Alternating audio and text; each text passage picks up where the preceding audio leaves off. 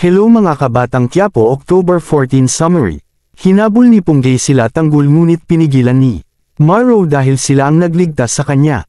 Kaya pala binugbog si Maro ay sa kadahilanan na naghiram ito ng pera kay Terek ng pera, at pinatalo niya ito sa sugal. Sa bahay naman ng mga Mondragon ay pinapante si Dimple na kapatid ni Ponggay at sinabi na magbihis na ito ng costume niya, at Billy Boy naman ay naka-costume ng cowboy. At lumabas na si Dimple mula sa Cree ay naka-costume na siya ng bunny na black, at nilapitan siya ni Billy Boy at sabay halik sa braso at sabay tinalian ang kamay ni Dimple at pumalag ito, at sinabi na wala ito sa usapan, at tumakbo si Dimple at nilatigaw ni Billy Boy at naabutan siya ni Billy Boy at sabay galpi at sikal dito at nawalan na ng malay si Dimple, at pinatawag ang mga tauhan at sinabi na itapon na si Dimple na wala na ako ng gana, at dinala ito ng mga tauhan ng mga Mondragon at itinapon sa tulay.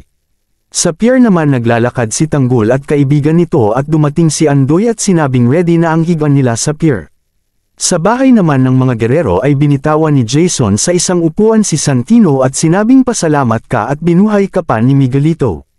Sa bahay naman nila Dingding ay pinakita ni Roda ang video na kumalat sa online ang pagsampal ni Dingding kay Miguelito sa munisipyo. Sa pier ay nagpasalamat sila kay Mang Andoy dahil sa pagkupkup niya dito kala Tanggol at sa mga kasamahan nito. At dumating si Enteng na sinabing makipagkita sila sa nanay niya dahil may ipapaabot na tulong pera upang panggastos nila. Sa mansion naman nila Angkong pinipilit ni Ramon na makatakas sa pagkakatali nito at sa kakaikot-ikot niya ay naluwagan niya ito at dahan-dahan siya nakawala. At nang may papasok ay pumwesto siya sa pinto at sa bicycle sa taong papasok at nakakakuha siya ng armas. Abangan bukas ang susunod na pangyayari. Maraming salamat sa pagsubaybay. Comment lang po para malaman ko kung saan nakaabot ang video ko. Salamat po.